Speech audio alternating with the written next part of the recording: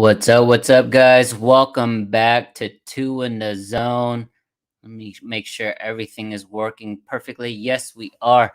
All right, guys, we're gonna have Dad on in just a little bit. We wanted to get this on the way. Big shout out to our sponsor at Seven Stack Sports, and follow them right there on Twitter, Seven Stack Sports.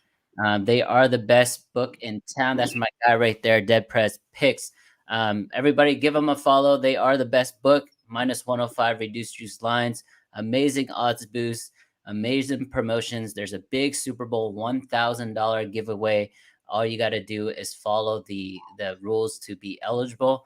And then if you get set up, if you sign up with them, let myself and Dead Prez know, and we'll give you free VIP for the weekend. It's a win-win for everybody.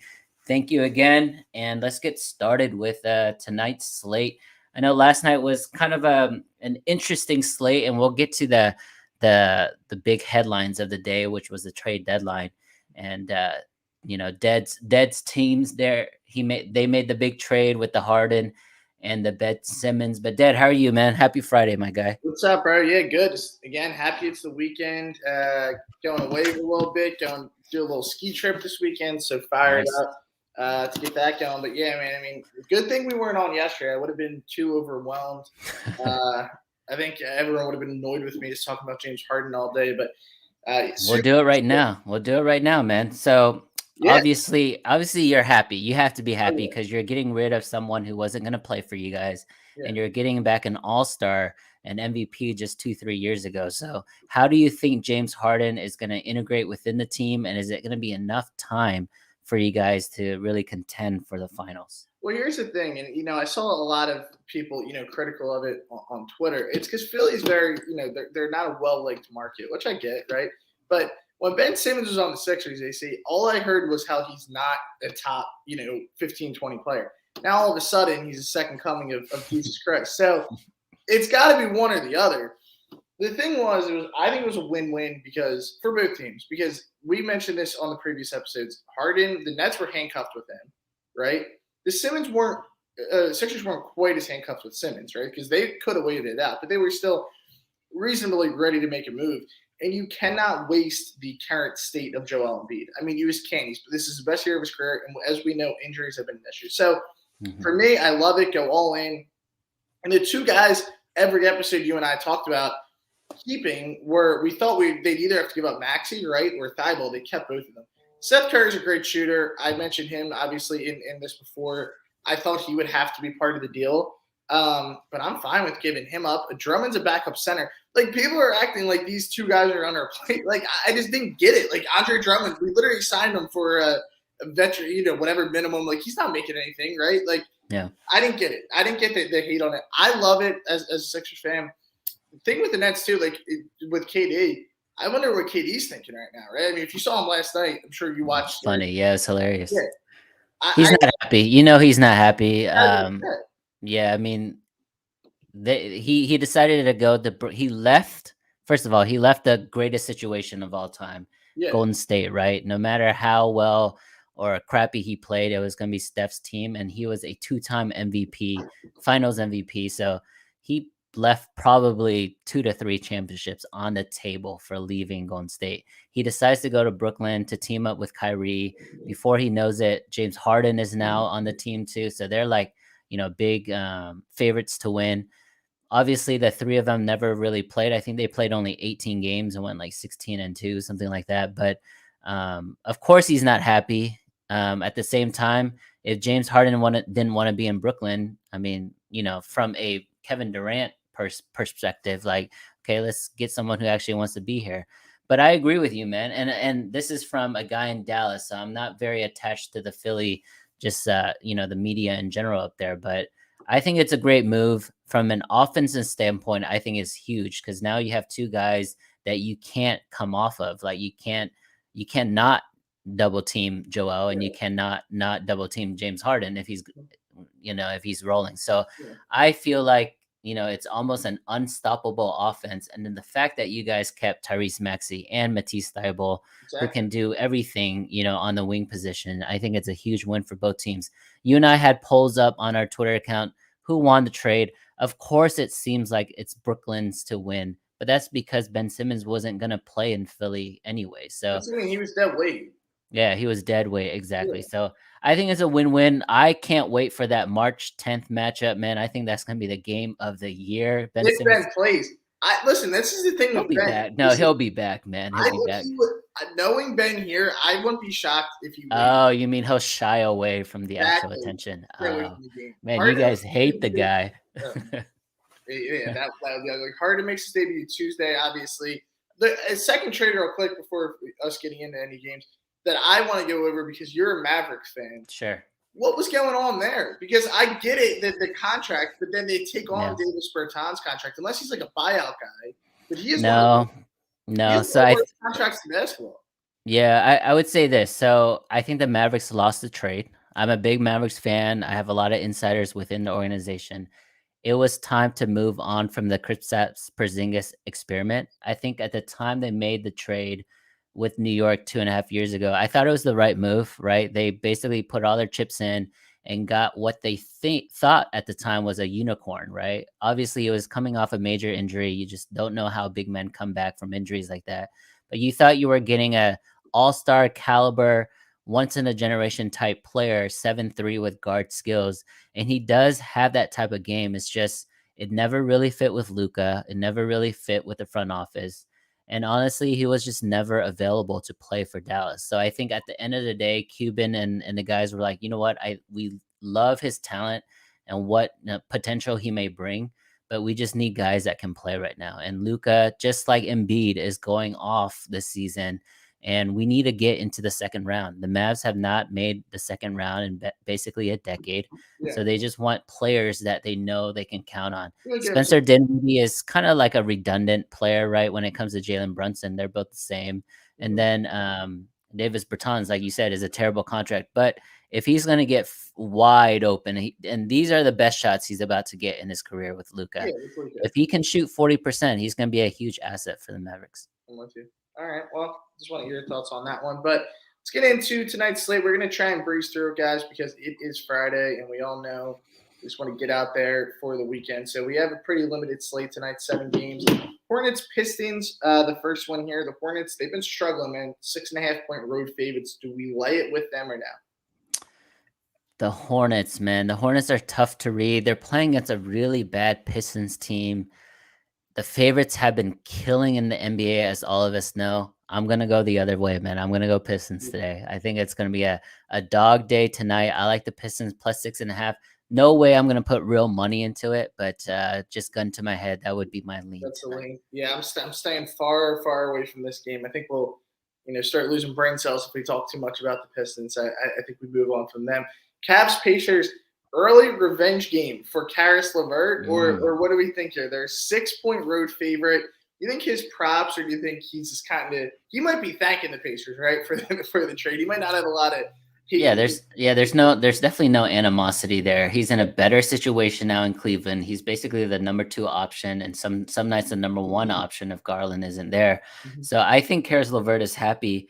I'm going to go dog again in this game, Dead. I like the Pacers plus 6 at home, even though they have nobody. All right. I'm feeling this one a little bit more because I can get behind the Pacers. I can't get behind the Pistons.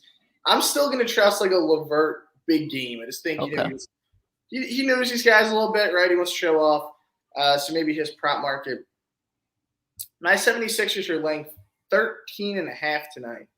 And they don't have James Harden yet. Like I said, he's going to make his debut Tuesday. They also obviously now don't have Seth and Drummond, who apparently are, Larry Bird and Wilt Chamberlain to the media. But I don't think that this will do big harm against the Thunder. But I'm telling you this as a Sixers fan, and I think you got a little taste of this year. Do not lay 13.5 with Philly. I don't care. Not at home. Yeah, not at home. They're only 10-16 against the spread at home. They used to be like the dominant home team. Yeah, they were great. Yeah, but this year is kind of regressed back to 50-50. So definitely not gonna go Sixers here, and it's a layoff for me, right? I mean, we like the Thunder team, but it's hard to back them when there's no Shea. Right. No, I'm with you there. There's no doubt about that. Are you going to the game on Tuesday? Is it going to be in Philly? I wish you know what? So I'm in a darts league, you see. So I throw darts, right? That's the night of my darts league. It is in Philly, but we'll have the boys there for the game. So I'm pretty happy about it because like I get to watch it with all my guys. Oh, it's a big game. It's Celtics, the Philly. Celtics. Wow. Yep. Okay. Yeah. Okay. You know what?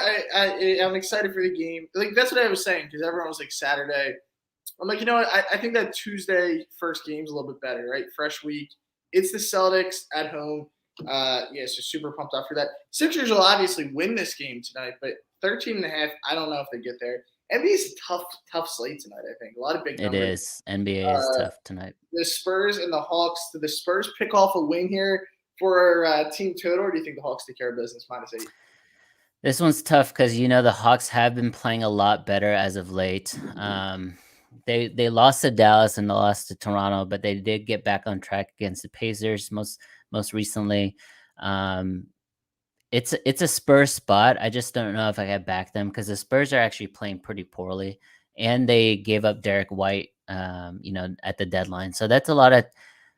I wouldn't say a lot, but that is a potential top 7 player that they had going out. So it's a Hawks read for me. The Spurs is the contrarian road dog, which I love, but layoff, man. I don't know. What about you? Yeah, I think we're gonna hear that word a lot today. Layoff. We were going through the show before, and we're like, what picks are we? What are we even able to give out on today's Yeah. slate? I have a small slate as well, so it's a stay away spot for me. But yeah, you mentioned that trade. Kind of interesting move there for the Celtics. Maybe Derek White will give them some good minutes as well. All right, Nuggets and Celtics here. This is a game that I think you could attack on. I like the total going under here. That's probably my second favorite NBA play of the day. Do you have any angle in this game tonight? This is in Boston. Okay, so you're on the under. I see it, and it makes a lot of sense. The sharps are on the under, which it's always better to be on the sharps. But for this game on the side, I'm not sure, man. I feel like the Celtics have been playing a little bit better. Let me go ahead and check their recent trends here.